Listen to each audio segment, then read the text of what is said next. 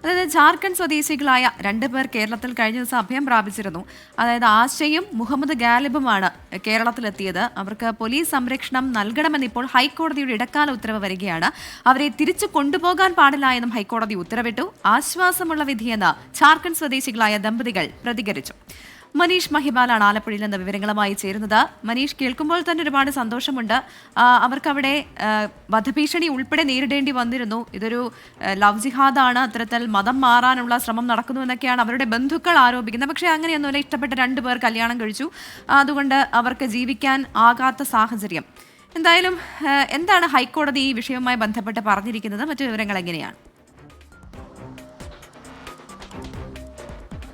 പ്രവിത, ഈ ജാർഖണ്ഡ് സ്വദേശികൾക്ക് വേണ്ടിയിട്ട് ഹൈക്കോടതിയിൽ പ്രൊട്ടക്ഷൻ ആവശ്യപ്പെട്ടുകൊണ്ട് റിട്ട് ഒരു ഹർജി കൊടുത്തിട്ടുള്ളത് അഡ്വക്കേറ്റ് ശ്രാവണാണ്.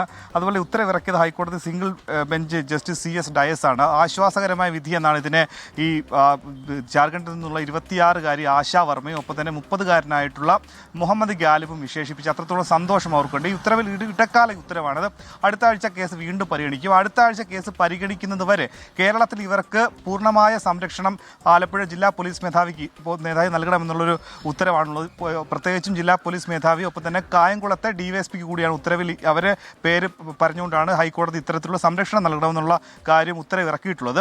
ഏറ്റവും പ്രധാനപ്പെട്ട കാര്യം, ഈ കേസിൽ നിലവിൽ ജാർഖണ്ഡിൽ ഒരു മാൻ മിസ്സിംഗ് കേസ് രജിസ്റ്റർ ചെയ്തിട്ടുണ്ട്. പക്ഷേ അത് കേരളത്തിലെത്തി ഇവർ വിവാഹിതരായതിനു ശേഷമാണ് അവിടെ ഒരു മാൻ മിസ്സിംഗ് കേസ് രജിസ്റ്റർ ചെയ്തത്. പക്ഷേ ഇവിടെ കായംകുളം പോലീസ് കൃത്യമായി അത് ബോധ്യപ്പെട്ടതാണ്. ഇവർ വിവാഹിതരായവരാണ്, ഇവർക്ക് പ്രായപൂർത്തിയായവരാണ് എന്ന് മനസ്സിലാക്കണം. പക്ഷേ ഇവിടെ മുഹമ്മദ് ഗാലിബിനെതിരെ അവിടെ ജാർഖണ്ഡിലെ പോലീസ് കേസെടുത്തിരുന്നു. അതും ഈ പെൺകുട്ടിയെ തട്ടിക്കൊണ്ടുപോയ കേസിനാണ് കേസെടുത്തത്. അതുകൊണ്ട് തന്നെ ഇയാൾക്ക് അറസ്റ്റ് ചെയ്യാൻ സാധിക്കാത്തത് കൊണ്ട് ഇയാൾക്കെതിരെ വാറണ്ട് അവിടുത്തെ കോടതി പുറപ്പെടുവിച്ചിരുന്നു. ആ വാറണ്ടുമായി ഇന്നലെ വൈകിട്ട് ജാർഖണ്ഡിൽ നിന്നും പോലീസ് ഇയാളെ അറസ്റ്റ് ചെയ്ത് ഇവിടെ എത്തി. പക്ഷേ സാങ്കേതികമായി കേരള പോലീസിന് അവരെ തടയാൻ സാധിക്കില്ലായിരുന്നു. കാരണം ഹൈക്കോടതി ഈ വിഷയം പരിഗണിച്ച് ഹൈക്കോടതി ഒരു സംരക്ഷണം നൽകിയാൽ മാത്രമേ ഈ പോലീസിന് ഇവർക്ക് സംരക്ഷണം പൂർണ്ണമായും ജാർഖണ്ഡ് പോലീസിന് നൽകാൻ സാധിക്കും. അല്ലാത്ത പക്ഷം ജാർഖണ്ഡ് പോലീസിന് മുഹമ്മദ് ഗലീബിനെ അറസ്റ്റ് ചെയ്ത് കൊണ്ടുപോകാനുള്ള ഒരു നിയമപരമായ അവകാശം ഉണ്ടായിരുന്നു, സ്വാതന്ത്ര്യം ഉണ്ടായിരുന്നു.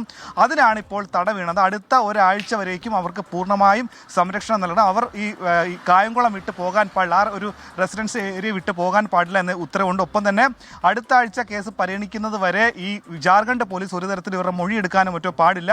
ഒപ്പം തന്നെ കൃത്യമായി ഈ 2 പേരും താമസിക്കുന്ന സുരക്ഷിതമായ സ്ഥലത്താണ്. കാരണം ഇവരുടെ നാട്ടിൽ ഇതിനെ ചൊല്ലി വലിയ ഒരു ലവ് ജിഹാദ് ആരോപണം ഉയർന്നു വരികയും നാട്ടിൽ ഇത് വലിയ പ്രതിഷേധങ്ങളും മറ്റ് പ്രക്ഷോഭങ്ങളിലേക്ക് നീങ്ങാൻ സാധ്യത ഉള്ളത് കൊണ്ട് തന്നെ ഇവർക്ക് കൃത്യ സംരക്ഷണം നൽകണമെന്നാണ് ഇടക്കാല ഉത്തരവിൽ ഹൈക്കോടതി പറയുന്നത്. പ്രവിത, ശരി. മനീഷ് മഹിബാലാണ് ആലപ്പുഴയിൽ നിന്ന് വിശദാംശങ്ങൾ നൽകിയത്.